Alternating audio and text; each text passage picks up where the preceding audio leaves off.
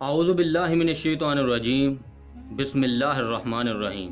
ناظرین گرامی، A S Urdu official channel میں آپ کو ایک بار پھر سے خوش آمدید۔ ناظرین گرامی، مارشل اسٹالن تاریخ کے سب سے پہلے ملحدانہ مذہب سے عاری نظام کا سربراہ تھا۔ وہ روس کا حکمران تھا۔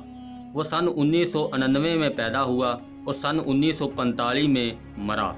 اس کا نظام حکومت کمیونزم پر مبنی تھا، جس میں خدا، رسول اور ہر مذہب سے انکار کیا جاتا تھا۔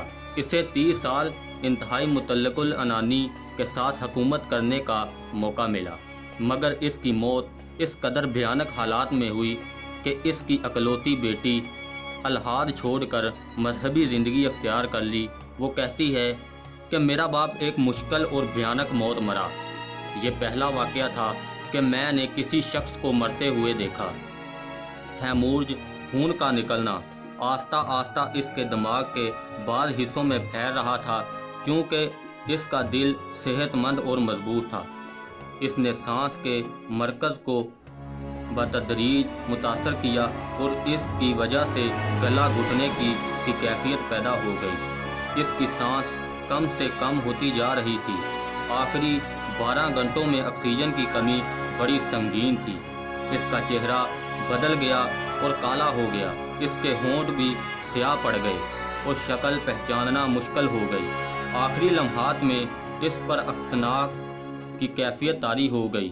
موت کی تکلیف ہولناک تھی۔ ناظرین گرامی، دیکھنے والے کو ایسا محسوس ہوتا تھا جیسے اس کا گلا گھونٹا جا رہا ہو۔ بالکل آخری لمحات میں اچانک اس نے آنکھ کھول دی اور کمرے کے ہر شخص پر ایک نظر ڈالی۔ یہ دیکھنے والا منظر بھی بڑا بھیانک تھا۔ وہ باولا ہو رہا تھا یا غصے میں تھا۔ اس پر دہشت طاری تھی۔ اس کی نظر ایک سیکنڈ میں سب کے اوپر سے گزر رہی تھی۔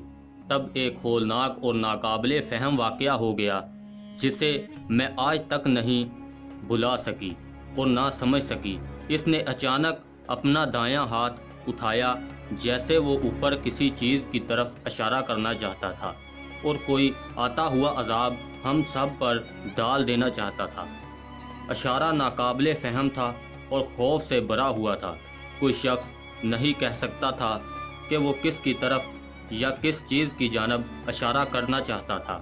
اگلے لمحہ سے ایک جھٹکا لگا اور جان جسم سے نکل گئی۔ ناظرین گرامی، یہ ہے اللہ کو نہ ماننے والوں کا انجام۔ آج کے لیے بس اتنا ہی۔